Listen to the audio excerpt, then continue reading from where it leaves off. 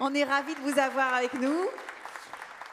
Vous êtes administratrice judiciaire associée fondatrice du cabinet FHPX. Vous venez en aide aux entreprises en difficulté.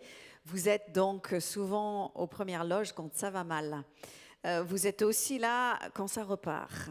D'après votre expérience, peut-être c'est la première question que je voudrais vous poser, quelles sont les grandes leçons que vous tirez des situations que vous avez pu accompagner ?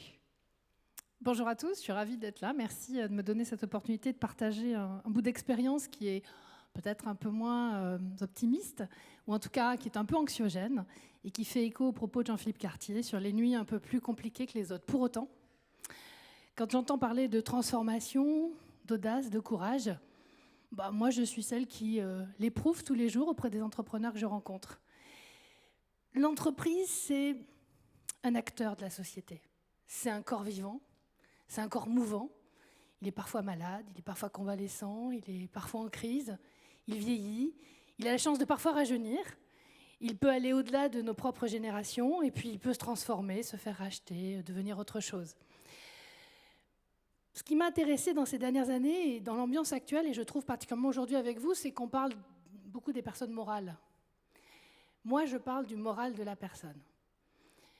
Dans tous c'est finalement cette expérience de 25 ans auprès des entreprises. Certes, il faut de la technique, certes, il faut de l'anticipation, mais il faut surtout du courage, du collectif, du transverse, de la communication, c'est-à-dire des compétences qui sont des compétences en fait humaines, qui sont des compétences de confiance.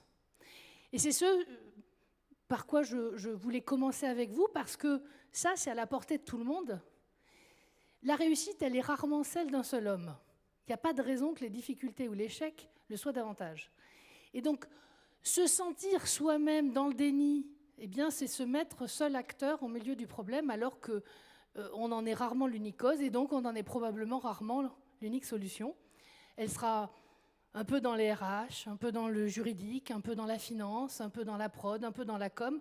En fait, elle sera dans toutes les fonctions de l'entreprise. C'est pour ça que je parle du moral des personnes, puisque ce sera une question de collectif. Alors oui, je milite pour qu'on passe des terribles 3D, dépôt, dépression, divorce, aux 3 R, qui sont recul, répit et rebond.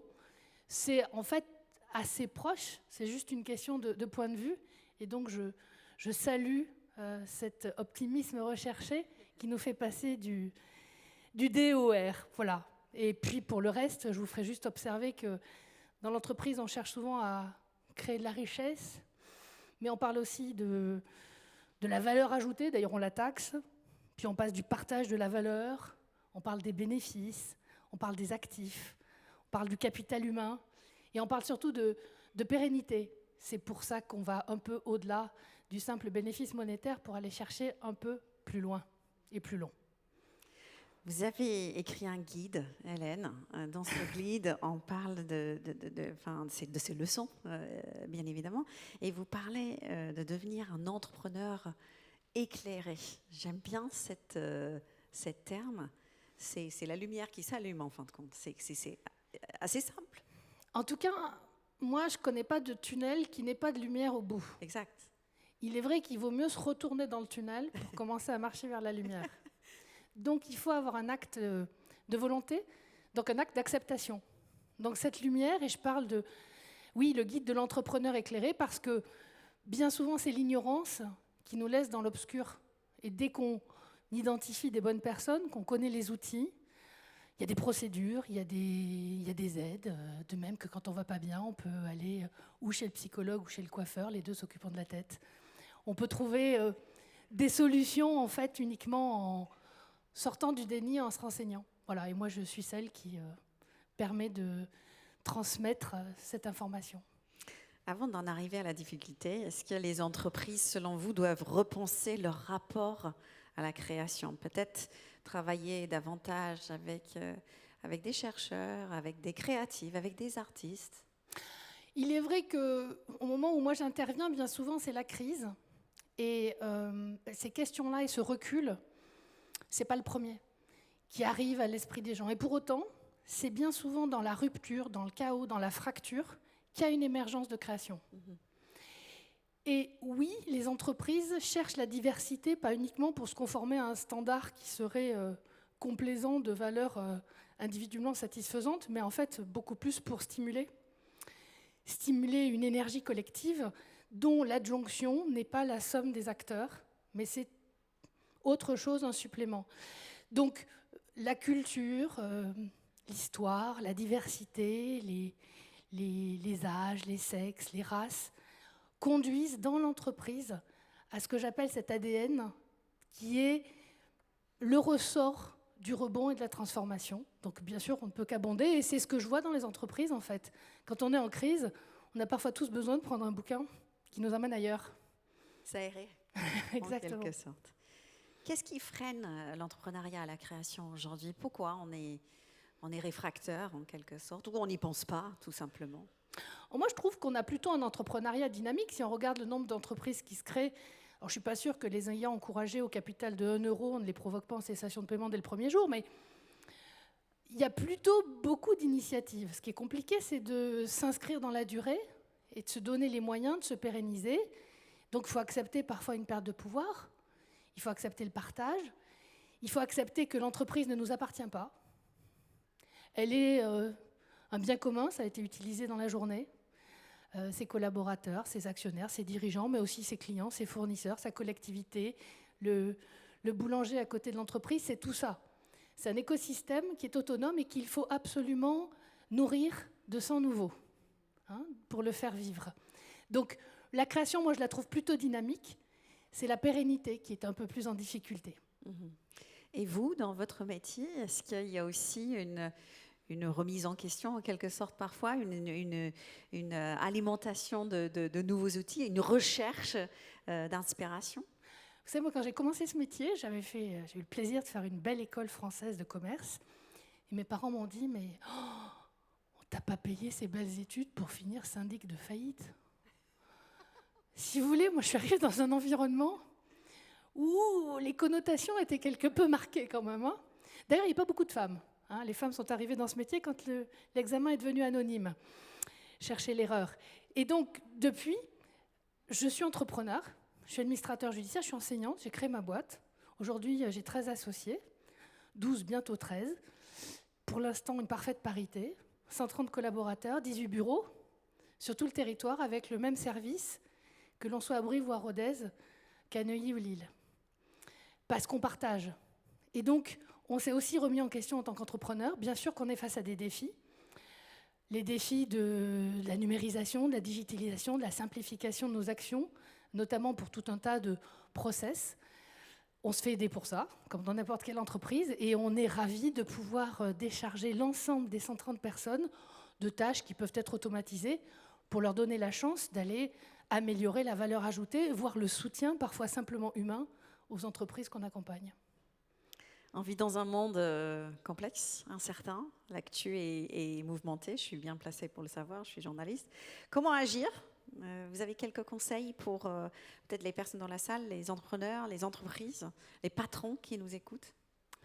Alors, on commence par faire ses prévisions de cash sur 12 semaines.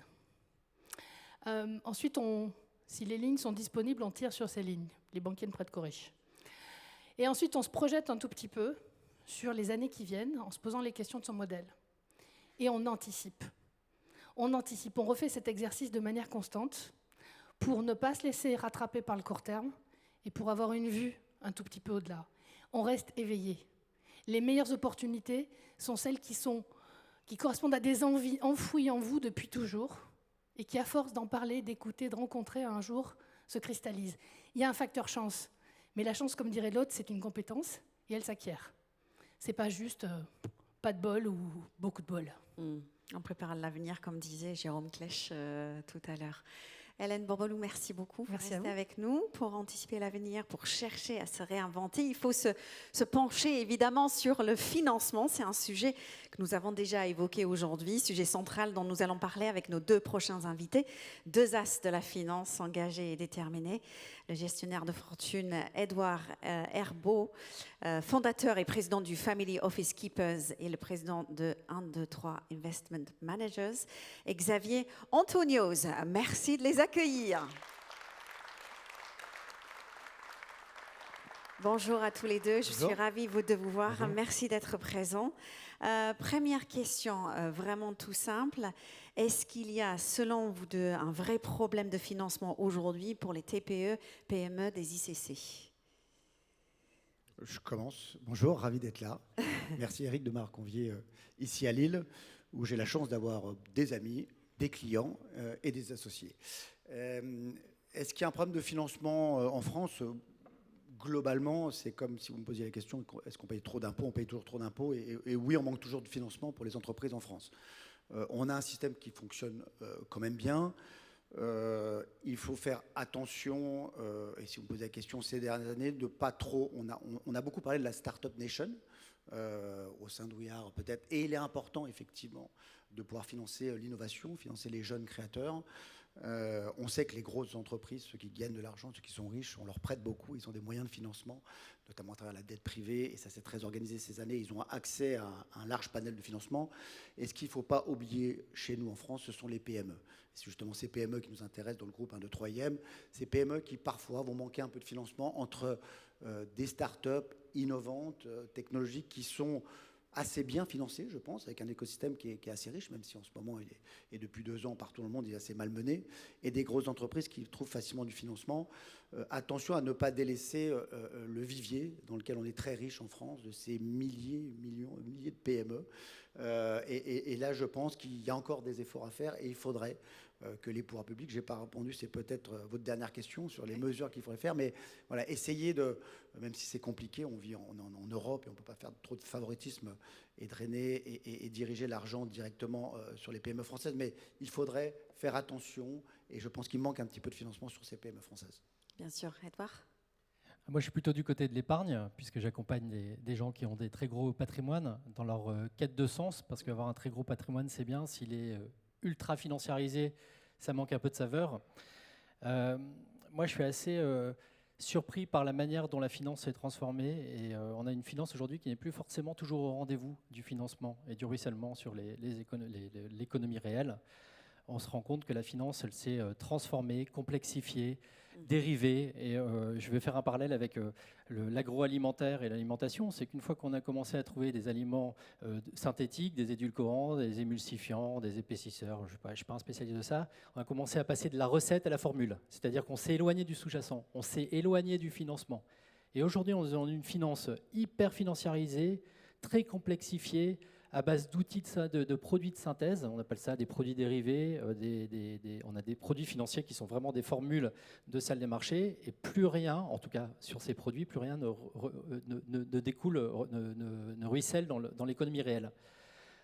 On peut se plaindre, moi je suis au contact de beaucoup d'entrepreneurs, clients ou pas clients, qui se plaignent un petit peu de la France en disant on n'est pas entendu, la France c'est déclinant, etc. La France, on ne peut pas la critiquer si on n'investit pas en France. Les marchés financiers, ce n'est pas une salle de jeu mondiale, ce n'est pas de la spéculation. Moi, parfois, je récupère des investisseurs où je discute en me disant mais c'est bien d'aller financer l'intelligence artificielle aux États-Unis ou alors essayer d'aller jouer Alibaba en Chine. Mais le problème, c'est qu'en fait, on finance l'ennemi. On est dans un monde où il faut absolument soutenir son tissu économique local. Il faut réinvestir dans les PME. Pour investir dans les PME, il faut quitter ce monde de produits ultra transformés financiers qui ne sont juste là pour enrichir une finance auto-centrée, hypertrophiée, et revenir à mettre de l'épargne en circuit court dans des vraies entreprises avec le moins d'étapes de transformation possible pour que ça puisse être arrivé en soutien de l'économie réelle. Il faut jouer à la maison, quoi. Exactement. Et tu m'as coupé l'herbe sous le pied parce que c'était effectivement mon point et c'est tout le paradoxe. Très note. J'avais là. Regarde, je vais te le dire, je te le montre, c'est marqué. Non. Et c'est tout le paradoxe des Français, effectivement. On a des Français qui, aiment critiquer notre système, dit que ça ne fonctionne pas, dit qu'on ne crée pas assez d'emplois, que nos PME ne sont pas assez fortes, qu'on est dépendant des marchés émergents, maintenant des États-Unis. Et effectivement, financièrement, et la finance est un très fort levier, l'argent est un très fort levier de transformation pour créer des emplois, pour soutenir, pour créer, pour développer, pour transmettre. Et à côté de ça, on a des Français qui, effectivement, quand ils sont très fortunés, et c'est les clients que tu gères, vont rêver d'ailleurs et en oubliant la France. Et pour les épargnants plus classiques, ceux que je gère de mon côté, eh ben, ils préfèrent des produits très défensifs, très sécuritaires. J'ai rien contre le fonds en euros qui finance pas mal de choses, ou le livret A, mais qui à la fois sont très défensifs sur leur épargne et critiquent la France, alors que s'ils prenaient leur destin en main, il y a aujourd'hui, et c'est pour ça qu'on est très bien financé, il y a des mesures, il y a des sociétés de gestion que je représente, je ne suis pas seul, on est à peu près 300 à faire ça en France, qui sont capables de drainer l'argent, les épargnants français, pour que l'argent leur rapporte quelque chose. Ça, c'est important, le côté financier. Mais en plus, qu'il y a un côté utile, c'était l'objet de cette table ronde, et qui prennent en main leur destin pour enfin changer tout ce qui ne va pas en France. Donc ça existe déjà, mais il faut le développer, c'est ça que vous dites? Oui, il faut que les Français, surtout, sortent de leur paradoxe de dire il faut que la France bouge, alors qu'eux ne bougent pas. Eux restent chez eux. Dès qu'ils ont des économies, on sait que les bas de laine sont importants et que les Français économisent beaucoup, mais cet argent n'est pas déployé où il devrait être, au capital d'entreprises innovantes, de PME françaises ou même d'actions cotées françaises. Edouard. Ça existe déjà parce que ce sont les fondamentaux de la finance. Bien sûr. Quand on parlait de la bourse à des investisseurs, des amis, tout le monde veut dire c'est volatile, c'est dangereux, c'est risqué. Mais la bourse, c'est une magnifique plateforme pour investir dans des milliers d'entreprises. C'est-à-dire que vous devenez associé en un clic, vous devenez associé d'une entreprise. Vous devez l'accompagner sur le long terme. La bourse, ce n'est pas, encore une fois, un terrain de jeu spéculatif pour essayer d'acheter moins cher, revendre plus cher dans quelques jours, de prendre le monde comme une sorte de salle de jeu, je le disais tout à l'heure. C'est une question d'état d'esprit, c'est de revenir sur du temps long et d'accompagner. Moi, quand j'achète une action pour moi ou pour mes clients, je m'investis, je m'associe dans cette boîte. Je la suis, je suis copropriétaire de la boîte. Je la soutiens. La volatilité, le risque, etc., ça n'en est pas un. C'en est un si vous spéculez, mais à court terme. Mais en tout cas, il faut accompagner vraiment à long terme et il faut absolument soutenir son économie. Question pour vous tous. Dans quelques jours, il y aura une édition de Chose France à Paris. Donc, c'était un événement à l'origine qui visait les investisseurs étrangers. Cette fois, ce sont des investisseurs français qu'on veut mobiliser. Quel est votre regard sur cette initiative, tous les deux ? Toutes les initiatives qui consistent à révéler au grand public et aux Français que on est un formidable terreau d'entrepreneurs, qu'il y a beaucoup d'entrepreneurs qui ont des idées fantastiques, que la France est un pays merveilleux, et sur lequel il y a des secteurs... Au-delà, je reviens, j'ai rien contre effectivement la technologie, l'IA, mais les secteurs traditionnels qu'il faut soutenir. Je pense beaucoup au tourisme, je pense beaucoup au mieux vieillir, je pense beaucoup au mieux se loger, à la transition énergétique qui nous rapproche. Voilà, il y a des tas de sujets sur lesquels on peut être utile, sur lesquels il y a des entrepreneurs qui ont des besoins. L'État n'a pas les moyens, on le sait, notamment sur tout ce qui touche l'infrastructure, n'a pas les moyens d'accompagner des projets d'avenir. Et si ce n'est pas le privé qui le fait, qui s'en charge et qui le prend en main à travers des initiatives, puisque on collabore entre ceux qui créent des produits et ceux qui les conseillent auprès de ses clients, s'il y a des relais qui permettent, encore une fois, de faire circuler l'argent entre les investisseurs français et les projets d'entrepreneurs que l'on a, comme l'évoquait Hélène ? Et puis, il n'y a pas de chance sans risque.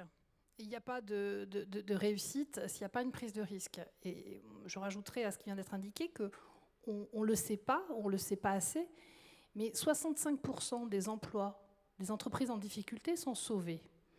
On a souvent en tête 90% finissent en liquidation. Mais en fait, les dés sont pipés parce qu'on compte pour une unité les 2/3 des entreprises qui emploient 0 ou 1 salarié et qui sont des fermetures volontaires, où on va au tribunal parce que c'est plus rapide et moins cher de faire une liquidation judiciaire qu'une liquidation amiable. Si on se concentre vraiment sur les entreprises en sauvetage, allez, 18 000, 20 000 actuellement parce que les nombres sont élevés, plus allez, 5 000, 6 000 qui font aujourd'hui l'objet d'une procédure de prévention, on a des taux de sauvetage d'emploi comme étant un critère de maintien d'activité avec l'amiable qui atteint 70 ou 80%. Donc en fait, on n'est pas si mauvais que ça du tout en performance. Le système, comme souvent en France, il est complexe. Ça ne veut pas dire qu'il est mauvais, mais il est complexe. Donc il est réservé à des initiés. On a toujours du mal, y compris dans tous les dispositifs publics, à cocher la bonne case. Et actuellement, où l'État manque d'argent, tout le monde de la tech se plaint d'avoir compté sur France 2030, phase 1, fastoche, phase 2 un peu plus dure, puis phase 3, il n'y aura pas. Sauf que le BP, il a été fait sur un horizon qui comptait sur la phase 3. Plus simplement, crédit impôt recherche. Faites-vous rembourser un crédit impôt recherche en ce moment. On vous trouve toutes les bonnes raisons de ne pas le faire. Le contentieux de 2020 qui bloque 2024. Pourquoi ? Le document qui a été perdu. L'interlocuteur qui est parti en congé. C'est absolument ridicule. Parce que l'État n'a pas d'argent. Sauf que les entreprises, elles ont compté là-dessus. Donc on est sur un système complexe, mais qui laisse pas mal d'opportunités. Édouard, vous avez le dernier mot. Oui, non, je voulais reparler de souveraineté. En fait, on en a assez, je pense, de la sinistrose. Donc, par l'investissement, souvent on me dit surtout ne pas investir en France. C'est un peu dommage parce que la France, on a un terrain de jeu absolument extraordinaire. Une souveraineté nucléaire, dans ce sens-là, j'aurais pu le prendre dans l'autre sens, une souveraineté spatiale, une souveraineté énergétique. On a des filières extraordinaires. On a une éducation dingue qui fait rêver le monde entier. On a une santé incroyable, etc. Et on a des écosystèmes qui gravitent autour de ça, de PME, d'ETI qu'il faut soutenir. Et qui parfois, et on attend trop du politique. Et en tant que consommateur déjà, c'est pas la peine d'avoir une épargne avec des centaines de millions sur son compte. Déjà, le consommateur, c'est important. On peut pas critiquer la France, critiquer les usines qui ferment et aller faire ses courses chez Jiffy ou chez Action. Enfin, désolé, j'espère qu'on m'en voudra pas. On peut pas critiquer la France et investir à l'étranger. Donc, vous voyez, il y a 2 exemples cette semaine. L'argent, c'est absolument fondamental, ça se manie avec précaution. Vous avez 2 exemples dans l'actualité. Vous avez Shein, bon, qui n'est pas coté en bourse, mais qui sera coté en bourse un jour. Et il y aura des investisseurs français qui iront investir dans Shein. Et vous avez Duralex, qui a été sauvé et qui a un magnifique exemple d'une solidarité française où ils pensaient lever 3 millions d'euros en 3 mois, ils ont levé 19 millions d'euros en quelques heures. Mais vous voyez les gens aux infos, mais ils sont contents, les ouvriers, le dirigeant. Sûr, on en a parlé dans tous les journaux. Mais c'est génial. Donc là, vous avez 2 exemples du côté obscur de l'argent et du côté absolument incroyable. Ça peut être un outil d'émancipation phénoménal, ça peut être une horreur absolument nauséabonde.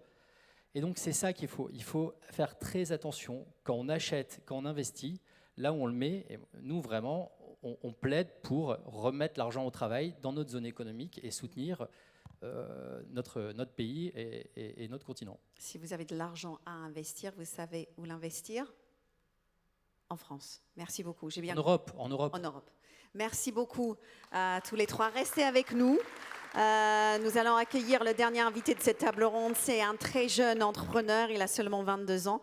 Voici Jules Simeon Brochery. Jules. Bonjour. Merci d'être avec nous. Merci à vous pour l'invitation. Vous avez déjà fondé plusieurs projets autour de la solidarité et l'orientation des jeunes. Une plateforme solidaire Extra Student pour partager des cours, un média numérique, My Orientation, et même une entreprise qui organise des salons étudiants. Jules, vous avez créé votre première entreprise très très jeune. Est-ce que ça a été difficile de trouver de l'argent pour financer ces projets ? Ouais, déjà très difficile de trouver de l'argent. Alors, indirectement, pas si difficile que ça, 2-3 années après, parce que j'ai monté mon entreprise, j'avais 17 ans, on ne peut pas la monter légalement à 17 ans, il faut attendre d'avoir 18 ans. Donc à 18 ans, c'était un peu moins difficile, mais surtout, j'ai trouvé l'argent quand j'ai complètement transformé mon discours et mon modèle en disant, en fait, on va complètement révolutionner le numérique et l'accès à l'éducation. On va essayer de copier LinkedIn. Mon ambition au début, c'était d'essayer de copier LinkedIn et de faire un LinkedIn étudiant avec des écoles qui recrutent et non pas des entreprises. Donc en fait, un projet qui est quand même vachement difficile sur le papier à vendre, enfin en tout cas à exécuter, pas à vendre, mais qui fait rêver les gens. Et je suis arrivé dans un moment, 2023, où les investisseurs avaient encore je dirais la main qui allait rapidement et facilement dans le portefeuille, et on misait plutôt facilement sur des projets très ambitieux. Ce que je regrette. Parce que c'est tout cet écosystème que décrivait Xavier de la Startup Nation, qui n'est pas le vrai écosystème de l'entrepreneur, qui n'est pas le vrai écosystème de l'entreprise, et qui a faussé tous les rêves en fait, des entrepreneurs dont je fais partie. Donc moi, il y a 2 ans, j'ai pris un virage qui a été radical. J'ai dit en fait, comment ça, on dépense 35% de notre budget en marketing? Ça sert à rien de dépenser 35% en marketing. Donc on a dépensé dans autre chose. Comment ça, on a 10 salariés alors qu'on pourrait être 3 ou 4? Donc en fait, un retour quand même au réalisme et à des principes un peu simples, hein, qui est je dépense ce que je gagne, alors que quand j'ai levé de l'argent, justement, et donc paradoxalement, ça a été facile quand je suis venu avec, entre guillemets, ma bonne gueule et mes idées qui faisaient rêver des gens qui voulaient bouleverser les systèmes. Et je trouve ça plus sain, et quand j'ai des jeunes qui viennent me voir, alors on me dirait des jeunes qui viennent te voir, c'est quand même vachement... Les plus jeunes, enfin, Les plus jeunes. ou du même Ils âge. sont au collège ou en primaire, donc... Non, des plus jeunes, je leur dis en fait arrêtez de rêver d'innovation, arrêtez de vouloir tous aller dans l'IA ou de faire des trucs qui sont très difficiles et très compliqués, parce que sinon vous allez déjà tous devoir partir de France, parce que personne n'investit aujourd'hui sur des projets comme ça. Je racontais récemment, j'ai 2 de mes développeurs qui sont partis à San Francisco lundi avec 3 000 € en poche, parce que selon eux, la France n'est pas capable d'investir sur un projet comme celui qu'ils sont en train de créer, qui est très ambitieux technologiquement. Je leur ai dit faites des projets simples. En fait, on a beaucoup parlé de Startup Nation, mais est-ce qu'on parle des reprises d'entreprises? Je pense que vous êtes bien patient pour en parler, mais il y a des projets à reprendre qui sont géniaux. Et là, on arrive sur des actifs qui sont réels, on rachète du tangible. Alors que quand on investit, moi j'ai été choqué. Donc j'ai levé 1 million d'euros en 2023. J'avais 19 ans. Enfin, vous vous rendez compte, on ne sait même pas ce que c'est que... J'ai pas des parents entrepreneurs, donc j'ai pas été éduqué à ça. Au bout de 2 ans, on commence à regarder comment il nous reste sur 12 semaines, et un peu plus heureusement, sinon j'aurais pris le mur rapidement. Mais là, on se dit, attendez, c'est pas du tout la réalité qu'on m'a vendue. Donc, facile, mais je trouve paradoxalement que ça n'aurait pas dû l'être. Et je suis heureux d'avoir pris un virage très différent. Votre structure est bien lancée aujourd'hui, vous en êtes où? Oui, du coup, elle est bien lancée. Donc, on a réduit les effectifs. Ouais. On est allé jusqu'à 12 personnes. Donc là, on est 5. Moi, j'ai voulu l'année dernière me construire comme un build-up. Je me suis rendu compte rapidement. Donc, Extra Student, c'est un réseau social de lycéens et d'étudiants. Nous, on adresse les écoles du supérieur sur leur recrutement, voilà, donc via de l'abonnement. Et mon média My Orientation les adresse via du brand content, voilà, des prestations sur notre média. Et on a un salon qui permet de mettre en avant ces entreprises, puisque les écoles sont des entreprises, sur des lieux physiques, dans des événements, voilà, dans des lieux assez sympas. Et donc, en fait, on s'est rendu compte qu'on pouvait faire tout ça à moins. Et donc, on a ces 3 activités-là qui seront rentables, en tout cas, l'entreprise sera rentable l'année prochaine. Vous doutez bien que ça a été un peu mouvementé, parce que quand on change radicalement de modèle, déjà quand on annonce aux investisseurs et qu'ils vous disent non mais il fallait continuer à investir, mais en fait, je l'ai vu il y a 3-4 mois, je dis très bien, j'aurais pu continuer à investir, je pense que la boîte serait morte, parce que je fais partie d'une génération, si vous voulez comprendre, donc moi j'ai 22 ans, mais tous mes amis entre 27 et 30, ils ont tous utilisé la période 2020-2025. Et là, tout le monde s'en est mis plein les poches. C'est-à-dire que vous aviez un deck, 16 pages sur un PDF, jamais monté l'entreprise, vous alliez voir un investisseur avec une bonne gueule, j'ai fait HEC, en prime, c'est pas mal. On investissait 1 million d'euros sur vous. Résultat, l'argent coulait à flot. Les mecs, évidemment, ne se posaient aucune question sur à quel moment je vais être rentable, quel est mon point, voilà, tout ce qu'on se pose comme question aujourd'hui. Et donc, dans mes amis, j'ai 80% de gens qui sont morts et qui aujourd'hui bossent pour des très belles boîtes, et c'est très bien pour eux, mais c'est pas la promesse qu'ils avaient faite aux gens qui les ont financés et aux gens qui ont cru en eux. Et moi, je trouve un peu paradoxal cette relation entre l'investisseur et l'entrepreneur. Je trouve qu'il y a beaucoup d'entrepreneurs qui se croient, parce qu'on a fait un article dans Forbes et qu'on a une bonne tête, qui pensent qu'on ne répond pas à son investisseur ou qu'on est plus ce qu'on était il y a 3 ans. Et moi, j'ai voulu ramener un peu de réalisme et leur dire, en fait, vous voyez, sur tout ce qu'on avait autour de nous, tout est mort. Des banques en ligne avec des noms bizarres qui servent à rien, 5-10 entreprises sur les mêmes secteurs. Enfin, je veux dire, on a fait croire à des jeunes l'impossible. C'est-à-dire que ça n'est plus possible aujourd'hui. Et donc, aujourd'hui, on est 5, et on est très heureux d'être 5. On fait moins d'1 million d'euros de chiffre d'affaires. L'année prochaine, on fera plus d'1 million, 1,5 million, 1,6 million, je pense. On sera rentable. Et voilà, donc c'est une petite entreprise en tout cas, parce que il y a 3 ans, quand je l'ai vendu, je voulais faire 5 ou 6 en 2026, mais avec plus de réalisme, et je pense qu'on a pris moins de risques. Il y a des gens c'est bien, mais il y a des gens dans cette salle qui vous écoutent, qui se disent je rêve de créer ma boîte aujourd'hui. Un conseil, quelque chose à leur dire qu'il faut retenir de ce que vous avez expérimenté. Après, je laisserai parler ceux qui ont la compétence. Moi, je suis encore jeune et un peu fou, je pense. Mais un conseil, déjà, n'écoutez pas trop les conseils de vos proches. Parce que souvent, on a tendance à écouter le conseil de notre mère, de notre père, de notre grand-père. Surtout pas la mère, qui vous protège plus que... Mais donc, de nos très proches. Et en fait, c'est les pires conseils. Moi, vous vous doutez bien que j'étais étudiant, enfin j'ai fait 3 mois à l'université, quand je disais à mon pote voilà l'ambition que j'ai, voilà les dimensions que je veux mener avec cette entreprise-là, il me disait mais c'est pas raisonnable. Enfin c'est les pires conseils, c'est en fait tout le monde va vous conseiller d'arrêter parce que vous prenez les risques, parce que quelque part vous allez solliciter les gens pour leur prendre de l'argent, donc c'est hyper investissant, engageant. Donc les conseils des très proches, c'est non. Les conseils des gens qui ont déjà fait dans les industries qu'on souhaite adresser ou d'autres entrepreneurs, de banquiers, je ne sais pas, mais en tout cas des gens compétents dans leur domaine et que vous allez à un moment solliciter. Moi, ça a été mon or parce que pas de formation et pas d'écosystème entrepreneurial familial. Donc moi, je suis allé taper aux portes à 17 ans en bas d'M6 pour aller solliciter un financement, en bas de... Enfin, voilà, j'ai fait tout un tas de trucs assez marrants. Je suis venu à des conférences comme celle-là et je viens encore à un tas d'événements et à chaque fois j'essaie d'aller attraper Xavier Antonios, Hélène Bourboulou. Enfin, je veux dire, Oser quoi, c'est ça. Quand on est jeune, on n'a pas le choix. Enfin, c'est-à-dire que à l'école, on ne vous apprend pas à prendre la parole, on vous apprend à la recevoir et pas trop à se lever, malheureusement. Et donc voilà, le conseil, c'est on n'écoute pas trop les conseils des proches et surtout il faut être proactif. Il faut aller partout, il faut parler à tout le monde, il faut poser des questions. C'est jamais, enfin, en tout cas, j'ai jamais trouvé quelqu'un qui m'a dit attention, t'es vachement intrusif. Non.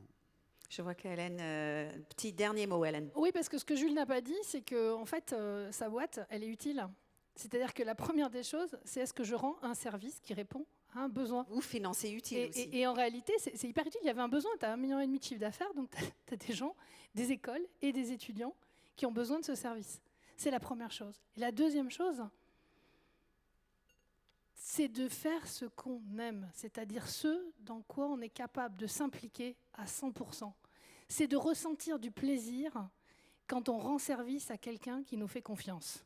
Ça, c'est un excellent baromètre de « je suis au bon endroit et je fais ce qu'il faut ». Un service utile et la satisfaction de celui à qui on veut rendre ce service. Je suis 100% d'accord si je peux prendre encore un peu de temps. Moi, personnellement... Vous allez le prendre tout de même, je vois. Allez-y. Je vous ai dit, je demande, mais après... C'est bien. Bien. Non, mais c'est... on a parlé de chiffres, d'industrie, mais quand vous avez 17 ans et que vous montez un projet comme le mien, moi je l'ai monté parce que d'abord j'ai vu que j'avais des collègues, des camarades, parce qu'à l'époque, qui étaient en galère. Et donc ma volonté, c'est d'être utile auprès de ceux qui n'avaient pas, auprès de ceux qui n'avaient pas de cours pendant que les écoles fermaient. Et donc quelle est la solution? Sachant que le public allait mettre 6 mois à délivrer un outil moyen, c'est en fait de créer une chaîne de solidarité. Et donc j'ai dit à tous mes potes au début, parce qu'on était quelques-uns, mettez vos fiches de cours. Alors là, les bons élèves, ils rouspètent, ils sont pas contents de donner leur contenu. Et puis au fur et à mesure du temps, en fait, la chaîne de solidarité s'est créée, a été plus large, mais c'est venu d'une volonté intérieure. C'est vrai, pour le coup, dans le cadre de notre talk qui s'appelle quand même Utile et responsabilité des nouveaux modèles, c'est venu d'une volonté intérieure de jouer le jeu de l'utilité et d'être utile pour la cible et l'audience que j'adressais. Et je pense qu'il n'y a pas de secret. Quand ça l'est, ça fonctionne, du moins un petit peu. Être utile autour de soi, pour tous en France. Merci beaucoup à tous les 4. C'était très instructif. Merci beaucoup. Merci Jules.